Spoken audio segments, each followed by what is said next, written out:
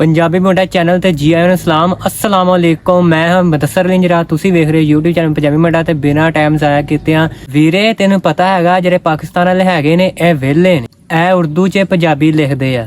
ਚੋੜੀ ਆ ਜਿਹੜੇ ਸਿੱਖ ਹੈ ਨੇ ਨਾ ਇਹ ਵੱਖਰੇ ਆਪਣੇ ਗੁਡੋਏ ਛੱਡ ਕੇ ਤੇ ਪੰਜਾਬੀ ਲਿਖਦੇ ਨੇ। ਇਹਨਾਂ ਨੂੰ ਆਪਣੇ ਲਈ ਪੰਜਾਬੀ ਨਹੀਂ ਸਮਝ ਆਉਂਦੀ ਵੀਰੇ। ਮੈਂ ਸੁਣਿਆ ਜਿਹੜੇ ਸਿੱਖ ਹੈ ਇਹਨਾਂ ਦੀ ਅਸਲੀ ਪੰਜਾਬੀ ਹੈ, ਆ ਸਾਡੀ ਪੰਜਾਬੀ ਤੇ ਬਸ ਐਵੇਂ ਅਸੀਂ ਬਸ ਐਵੇਂ ਉਰਦੂ 'ਚ ਲਿਖ ਛੱਡਦੇ। ਕੀ ਤੁਸੀਂ ਜਿਹਨੂੰ ਜਾਣਦੇ ਹੋ, ਜਿਹਨੂੰ ਅਸੀਂ ਉਰਦੂ ਦੀ ਅਲਿਫ ਬੇ ਸਮਝਦੇ ਆ, ਉਹ ਉਰਦੂ ਤੋਂ ਪਹਿਲਾਂ ਪੰਜਾਬੀ 'ਚ ਇਸਤੇਮਾਲ ਹੋਈ ਸੀ।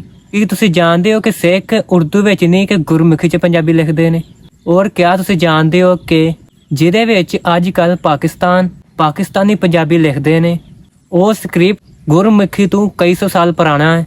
ਅਗਰ ਇਹ ਸਾਰੀਆਂ ਗੱਲਾਂ ਸਨ ਤੇ ਸਿੱਖਾਂ ਨੂੰ ਗੁਰਮੁਖੀ ਬਣਾਉਣ ਦੀ ਕੀ ਜ਼ਰੂਰਤ ਪਈ ਸੀ? ਇਹਦਾ ਪੰਜਾਬੀ ਨੂੰ ਕੀ ਫਾਇਦਾ ਜਾਂ ਨੁਕਸਾਨ ਹੋਇਆ? ਅੱਜ ਦੇ ਸਿਲਸਿਲੇ ਦੀ ਦੂਸਰੀ ਵੀਡੀਓ ਲੈ ਕੇ ਮੈਂ ਤੁਹਾਡੇ ਸਿਲਸਿਲੇ 'ਚ ਹਾਜ਼ਰ ਹਾਂ।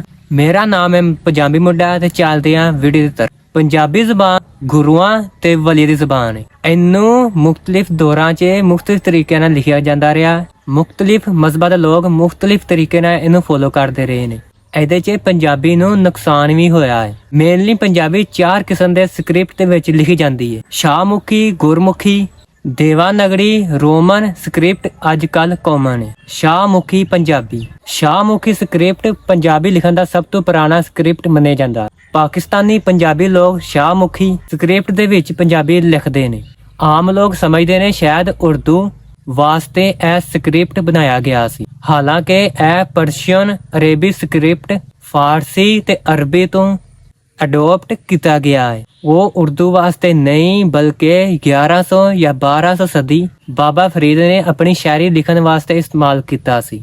ਇਸ ਸਕ੍ਰਿਪਟ ਨੂੰ ਨਾ ਸਿਰਫ ਮੁਸਲਮਾਨ ਸ਼ਾਇਰਾਂ, ਔਲੀਆ ਬਲਕਿ ਗੁਰੂਆਂ ਨੇ ਆਪਣੀ ਤਾਰੀਖ ਦੇ ਵਿੱਚ ਇਸਤੇਮਾਲ ਕੀਤਾ। ਸ਼ਾਹਮੁਖੀ ਸਕ੍ਰਿਪਟ ਖੱਬੇ ਤੋਂ ਸੱਜੇ ਪਾਸੇ ਲਿਖਿਆ ਜਾਂਦਾ ਹੈ। ਇੰਡੀਅਨ ਪੰਜਾਬੀ ਇਹਨੂੰ ਬਿਲਕੁਲ ਹੀ ਅੰਡਰਸਟੈਂਡ ਨਹੀਂ ਕਰ ਸਕਦੇ। ਸ਼ਾਹਮੁਖੀ ਪੰਜਾਬੀ ਦੇ ਵਿੱਚ ਇੱਕ ਮਸਲਾ ਹੈ, ਇਹਦੇ ਵਿੱਚ ਮੁਖਤਲਿਫ ਸਾਊਂਡ ਨੂੰ ਅਦਾ ਕਰਨ ਦੇ ਅਲਫਾਜ਼ ਮੌਜੂਦ ਸਾਡੇ ਕੋਲ ਨਹੀਂ ਨੇ। 1600 ਸਦੀ ਦੇ ਵਿੱਚ ਗੁਰੂ ਨਾਨਕ ਤੋਂ ਬਾਅਦ ਸਿੱਖਾਂ ਦੇ ਆਉਣ ਵਾਲੇ ਦੂਸਰੇ ਗੁਰੂ ਅੰਗਦ ਨੇ ਪੰਜਾਬੀ ਤੇ ਸਿੱਖੀ ਨੂੰ ਇੱਕ ਅਲੱਗਾ ਪਹਿਚਾਨ ਦੇਣ ਵਾਸਤੇ ਸਕ੍ਰਿਪਟ ਡਿਵੈਲਪ ਕੀਤਾ ਜਿਹਨੂੰ ਗੁਰਮੁਖੀ ਕਹਿੰਦੇ ਨੇ। ਗੁਰਮੁਖੀ ਦਾ ਮਤਲਬ ਹੈ ਫਰੋਮ ਦਾ ਮਾਊਥ ਆਫ ਮੁਖੀ, ਗੁਰੂ ਦੇ ਮੂੰਹ ਤੋਂ ਨਿਕਲੇ ਹੋਏ ਸ਼ਬਦ। ਗੁਰਮੁਖੀ ਅੰਗਰੇਜ਼ੀ ਤੋਂ ਖੱਬੇ ਤੋਂ ਸੱਜੇ ਪਾਸੇ ਲਿਖੀ ਜਾਂਦੀ ਹੈ। ਗੁਰਮੁਖੀ ਪੰਜਾਬੀ ਲਿਖਣ ਦਾ ਸਟੈਂਡਰਡ ਤਰੀਕਾ ਮੰਨਿਆ ਜਾਂਦਾ। ਸਿੱਖਾਂ ਦੀ ਹੋਲੀ ਬੁੱਕ ਗੁਰੂ ਗ੍ਰੰਥ ਸਾਹਿਬ ਸਾਂਤ ਭਾਸ਼ਾ ਵਿੱਚ ਲਿਖੀ ਗਈ ਹੈ, ਜਿਹਦੇ ਵਿੱਚ ਕਈ ਤਹਿਰੀਰਾਂ ਗੁਰਮੁਖੀ ਦੇ ਵਿੱਚ ਹੀ ਤੁਹਾਨੂੰ ਮਿਲਦੀਆਂ ਨੇ। ਜਿੱਥੇ ਗੁਰਮੁਖੀ ਨੇ ਪੰਜਾਬੀ ਨੂੰ ਇੱਕ ਅਲੱਗਾ ਮਕਾਮ ਤੇ ਇੱਕ ਅਲੱਗਾ ਮਰਤਬਾ ਦਿੱਤਾ, ਉੱਥੇ ਬਹੁਤ ਵੱਡਾ ਨੁਕਸਾਨ ਇਹ ਵੀ ਹੋਇਆ ਕਿ ਮੁਸਲਮਾਨਾਂ ਤੇ ਸਿੱਖਾਂ ਪੰਜਾਬੀ ਦੇ ਦਰਮਿਆਨ ਕਮਿਊਨੀਕੇਸ਼ਨ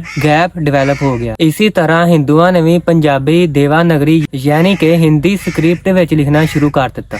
ਅੱਜ ਕੱਲ ਤੁਹਾਨੂੰ ਪੰਜਾਬ 'ਚ ਲੱਖਾਂ ਵਿੱਚ ਇੱਕ ਅੱਧਾ ਬੰਦਾ ਮਿਲਦਾ ਹੈ ਜਿਹੜਾ ਨਾ ਸਿਰਫ ਦੋਵਾਂ ਸਕ੍ਰਿਪਟ ਨੂੰ ਪੜ੍ਹ ਸਕਦਾ ਬਲਕਿ ਸਮਝਾ ਕੇ ਇੱਕ ਦੂਸਰੇ ਨੂੰ ਦੱਸ ਵੀ ਸਕਦਾ। ਇਸ ਖਲਾ ਨੂੰ ਪੂਰਾ ਕਰਨ ਵਾਸਤੇ ਚੰਦ ਸਕੂਲਾਂ ਤੇ ਅਦਾਰਿਆਂ ਨੇ ਕੰਮ ਸ਼ੁਰੂ ਕਰ ਦਿੱਤਾ ਹੈ, ਜਿਹਦੇ ਵਿੱਚ ਹਸਨ ਅਬਦਾਦ, ਪਸ਼ਾਵਰ, ਨਨਕਾਣਾ ਸਾਹਿਬ ਦੇ ਵਿੱਚ ਸਕੂਲ ਮੌਜੂਦ ਨੇ ਜਿਹੜੇ ਗੁਰਮੁਖੀ ਪੰਜਾਬੀ ਪੜ੍ਹਾਉਂਦੇ ਨੇ। ਇਸੇ ਤਰ੍ਹਾਂ ਲਾਹੌਰ ਦੇ ਵਿੱਚ ਇੱਕ ਅਦਾਰਾ ਜਿਹਦਾ ਨਾਮ Pakistan institute and language culture ਹੈ, ਇਹ ਗੁਰਮੁਖੀ ਸਕ੍ਰਿਪਟ ਨੂੰ ਇੱਕ ਕੋਰਸ ਸਿਖਾਉਣ ਦਾ ਕੰਮ ਸ਼ੁਰੂ ਕੀਤਾ। ਪੰਜਾਬੀ ਦੇ ਕਲਚਰ ਤੇ ਹੈਰੀਟੇਜ ਨੂੰ ਬਚਾਉਣ ਵਾਸਤੇ ਔਰ ਬਿਲਕੁਲ ਕਮਿਊਨੀਕੇਸ਼ਨ ਗੈਪ ਨੂੰ ਖਤਮ ਕਰਨ ਵਾਸਤੇ ਗੁਰਮੁਖੀ ਤੇ ਸ਼ਾਹਮੁਖੀ ਦੀ ਤਾਲੀਮ ਦੋਵਾਂ ਸੂਬਿਆਂ ਦੇ ਵਿੱਚ ਦੇਣੀ ਚਾਹੀਦੀ ਹੈ। ਇਹਦੇ ਨਾਲ ਮੈਂ ਤੁਹਾਡੇ ਤੋਂ ਇਜਾਜ਼ਤ ਚਾਹਾਂਗਾ। ਨਾਲ ਤੁਸੀਂ ਟੱਲੀ ਤੇ ਬੈਲ ਆਈਕਨ ਦਬਾਉਣਾ ਨਹੀਂ ਭੁੱਲਣਾ, ਕਿਉਂਕਿ ਮੈਂ ਪੰਜਾਬੀ ਦੇ ਬਾਰੇ ਬਹੁਤ ਸਾਰੀ ਵੀਡੀਓ ਲੈ ਕੇ ਹਾਜ਼ਰ ਹੁੰਦੇ ਰਹਿਣਾ।